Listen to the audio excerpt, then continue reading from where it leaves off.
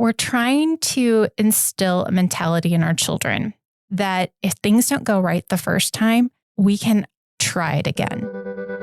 You're listening to the Connected Parenting Minute with Will and CarrieAnn Standfest. This podcast is a conversation about parenting using connection first, trauma-informed principles. Because when you lead with connection, everyone feels seen, which is the foundation to a more peaceful home. This podcast reminds you that you don't have to be a perfect parent, but we can all get a little better, one connected parenting minute at a time. Hello, and welcome back to the podcast. My name is Will Standfest, and I am thrilled that you've chosen to spend some time with us here. Joining me, as always, is the lovely, the one and only, my sweet CarrieAnn Standfest. Hello. It is good to be behind the microphones again with you, my love. How are you doing tonight? I'm doing great. It's been a time. We'll go with that. Yeah, we've had an exciting holidays with sick kids and lots going on. But yeah, a lot of sickness going around this year. I don't know. There was a lot going through our family, and normally that doesn't completely knock us out, but this year it did. Yeah, it kind of wrecked us. We all kind of took turns, except for CarrieAnn, thankfully, spending like 3 days on the couch with like a 102, 103 fever. It was kind of miserable. It was unpleasant. Anyway, we made it. And we all survived. We're here. And it's the new year. It's the new year, and we're ready to get back into it. So hopefully you guys have enjoyed the first half of the season as we head into the second half of the season. Yeah, it's exciting. Tonight we're going to talk about one of our favorite topics, the redo. The redo? Yes, the redo. Could the redo be the world's most powerful parenting tool? It might very well be. There's some clickbaity title for you. So CarrieAnn, the redo is a tool that we use a lot in our home, and we're very familiar with it. It's something that adoptive and foster parents have likely heard before. But let's take a minute and just unpack what is a redo? What is this tool, this technique that we're talking about tonight? That's a fantastic question. Let's start by saying that when we have an interaction with our kids, or sometimes even with people, we don't always maybe react the best way the first time we do that. What? Yeah, right? Big surprise. When we talk about a redo, we're talking about taking a pause on the situation when you recognize it's gone wrong and calling attention to that. And then a lot of times, in the parent-child relationship, it can be asking your child or asking for permission to have a redo. Now, our kids know what that is. So when we say that, they're like, oh, okay. But that's basically practicing the situation, again, the right way. Yeah, because when you have these situations, a lot of times our kids won't react well the first time, or we won't react well with the first time. Mm-hmm. And how many times in life have you had a conversation and you're just like, oh, I wish I hadn't said that. Right. And there's some situations you can't take that back from. Yeah. But when we're talking about interactions with our kids, we're not looking for perfection. We're looking for consistency over time of doing it the right way. We're looking for progress, right? Exactly. We're looking for progress. And so we want to practice the right way. We had a kiddo who just came up, gave us a really sassy response to being asked to take out the garbage. Mm-hmm. And what do we do in that situation if we're going to try to offer a redo as a parenting technique? One thing we could do is be like, hey, wow, that was a really big reaction. And this, of course, is if I'm in a good place. Yeah. And so with that, you go, why don't we try to redo that situation? Do you want to drink a water first? Do you want to, is there something else you need? But typically offering that, let's redo that, has been enough because we've practiced that enough in our family to be able to have that kid go, oh, right. Roll their eyes and then go, hey, all right, can I take out the trash? When a child has a bad reaction to taking out the trash or cleaning up the dishes or something they genuinely don't want to do and they react like a child, something that works for our family, and I know that it's worked for a lot of other families too, is to give the child a chance to redo the situation, to practice their response again. And this is not, hey, that was disrespectful. You need to redo that right now. Because again, that's confrontational. You're escalating the situation. If you can come at this in a playful tone of voice and you can make a little silly and kind of get the kid to almost laugh at themselves just a little bit, Normally that kind of diffuses the tension of the situation. And once you get that kid out of that fight, flight, or freeze mode, once they're out of their survival brain, their prefrontal cortex is back online and they're thinking and engaging again, they know they didn't handle that the best.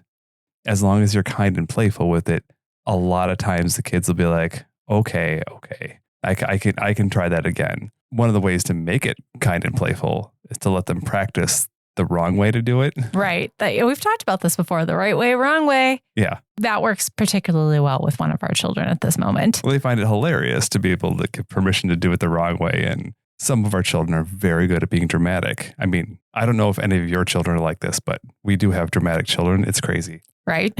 Anyways. We should probably get to point number 1. So that's what a redo is. Exactly. So point number 1 would be? Point number 1 is that a redo is practice. A redo is practice. Okay. So when we think about our kids, when they're learning a new skill, they're trying to ride their bike, or they're learning how to write something for the first time, they have to practice that skill, right? Yeah. They need continually to do it and to get the feel for it and understand how it feels. And so they have to practice those things. And so when we utilize a redo, what we're doing essentially is saying, whoa, this was not the right way to do it. And again, if we can engage playfully with the kids and get them to practice doing it the right way, we're giving them the skills to be able to eventually, hopefully, automatically do it the way that they know is respectful, that they know is kind. But we tend to, react out of whatever we're feeling in the moment. And that's giving them intentional practice to be mindful of their reactions, of what they're saying, the words that are coming out of their mouth. Yeah, I really like that. It's a really powerful way to give your kids a chance to practice these skills that you're trying to teach, because we're trying to teach them skills that they need in life. How to succeed in stressful situations, how to do self-care, how to follow through with their word. How to pay attention to how they're feeling and what words come out of their mouth as a result of that. Yeah, that's a big one. And also, hopefully, as they engage more in the world, when they run across someone who's disrespectful, they recognize that rather than reacting to it. They're like, wow, they need a redo. Hopefully, that won't be the words that come out of their mouth. But, if it is, maybe it'll catch on and it'll go far. That's a really good point. I hadn't thought about that, but you're also helping them practice that idea of, wow, that reaction didn't go well, and not instantly escalating the situation, but recognizing that it didn't go well, and then you're trying to brainstorm, how do we fix this? Yeah. How do we help this go better? Because that's a huge skill for conflict in life, especially as adults, to not instantly go to fight, flight, or freeze when you have an interaction with somebody that doesn't go well, especially with another adult. Yep. Being able to go into an uncomfortable situation and be like, maybe you're having a discussion with your boss that gets really uncomfortable or frustrating, or with a coworker, and you're like, okay, how can I change this? How can I redo this interaction? And you're not saying this out loud. You're kind of saying this internally, but that's a huge skill to have, that to take into the workplace and into your adult life. Yeah, no, definitely. So our first point is that a redo is practice. What is point number 2, darling? Point number 2 is that kids really do need to have redos. Okay. Kids need to have redos.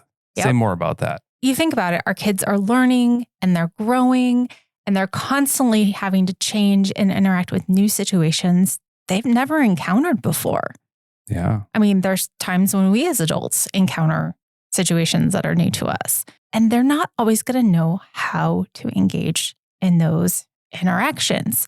And so when they engage in those interactions and they do it poorly, because they're going to, we are giving them the opportunity to redo that interaction in a healthy way. And we're coaching them through that. We're basically trying to instill a mentality that if you don't get it right the first time, try again.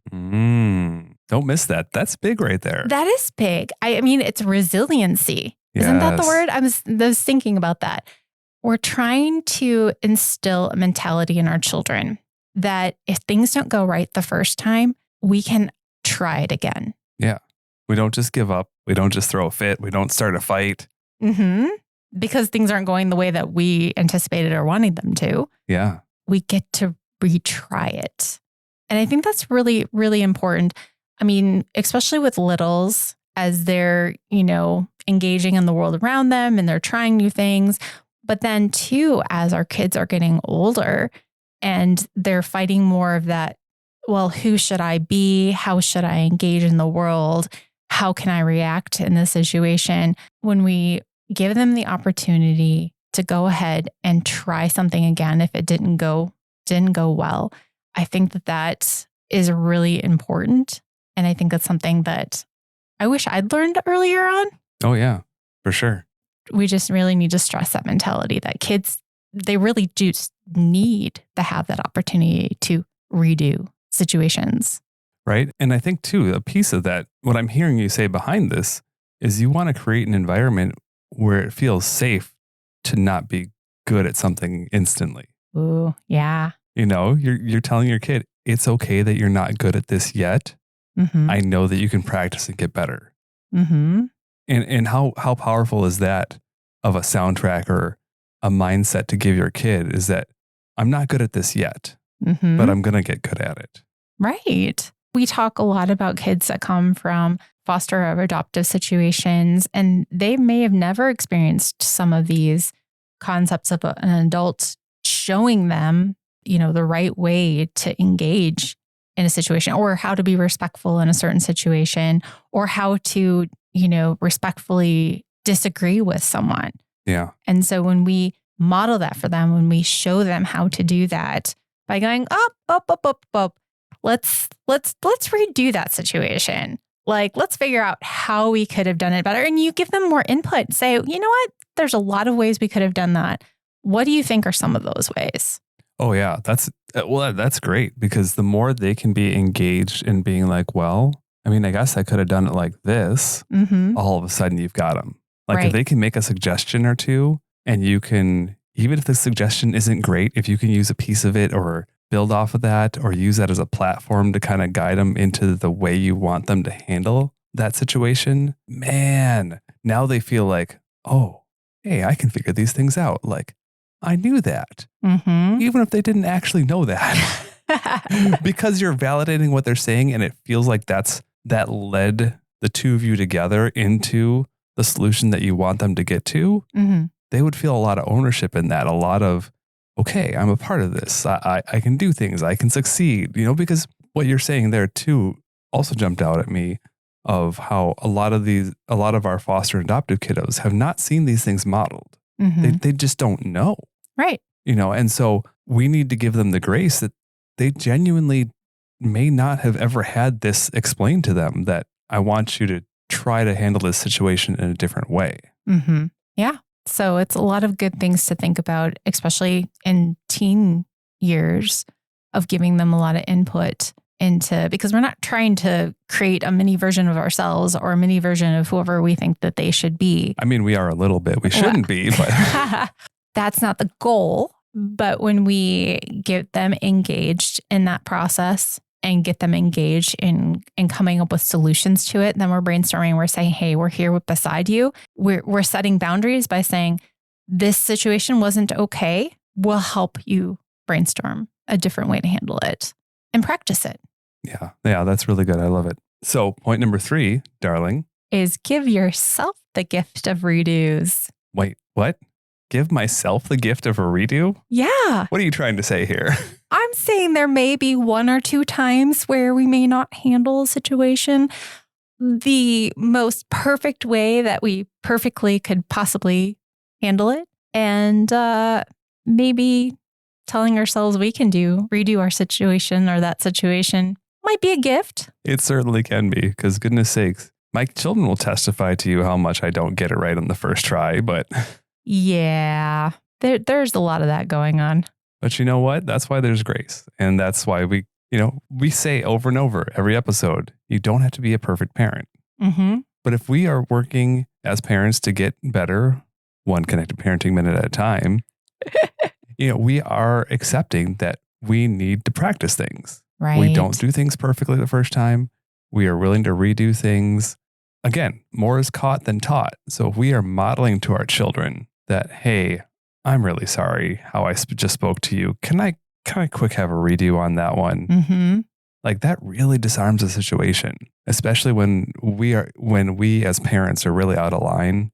Somebody came home with a bad grade or got caught doing something on the internet or, talking to the girlfriend or whatever the situation is. When we have that initial reaction where we kind of fly off the handle and yell, and we have that moment where we're like, oh, that is not how I wanted to handle that. Mm-hmm. Having the humility and the maturity to be able to say, hey, buddy, I really handled that poorly. Can we back up and can I just redo that? Can we try that again? Mm-hmm. Like there's a lot of humility and a lot of vulnerability there that I think is modeling skills you want to see in your kid, mm-hmm. and is giving them the permission, again, to not be perfect the first time. Right.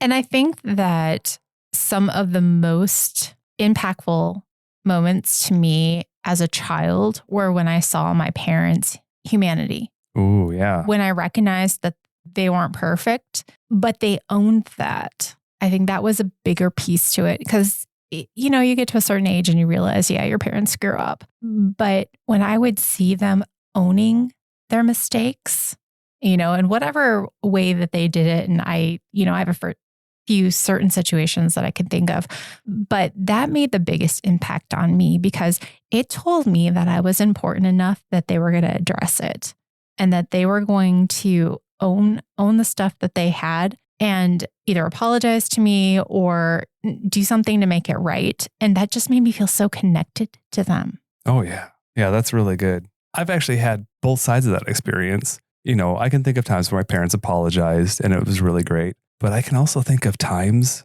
where they just would refuse to admit they were wrong, mm-hmm. where they didn't handle something the way they said they were going to, or they kind of flew off the handle and were out of line. And everyone in the room knew it, including them, and they just wouldn't say, I'm sorry. Right. Like it drives you crazy as a kid. Mm-hmm. And we don't want to do those things to our kiddos. We want to show them a better way.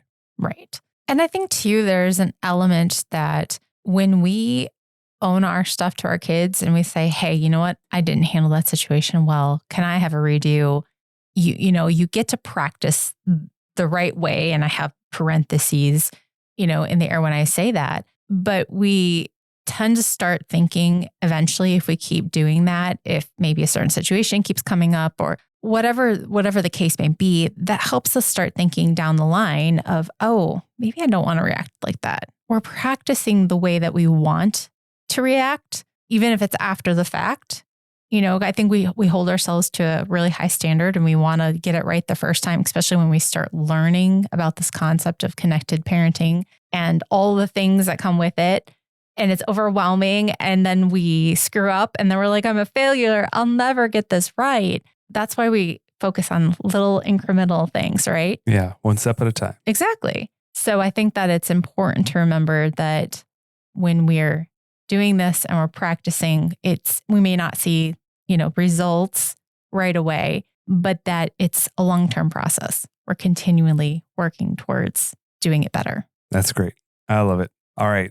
So I think that about gets us to time here tonight. So let's recap the 3 points here really quick before we head out. So point number 1 is a redo is practice. Remember, we practice what we want to get good at. Yes, that's good. Point number 2, kids need to have redos. They need to practice the skills that we want them to get good at. Yep.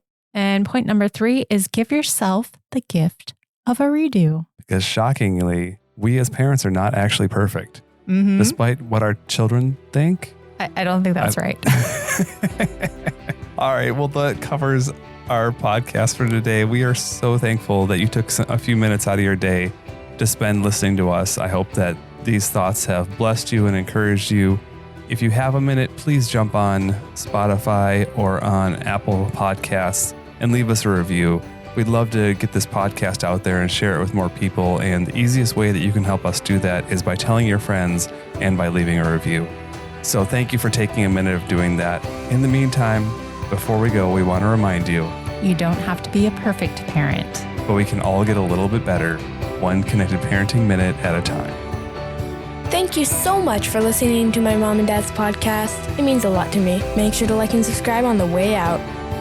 For more parenting tips or to connect with us, check out the Connected Parenting Minute on YouTube, Instagram, and Facebook.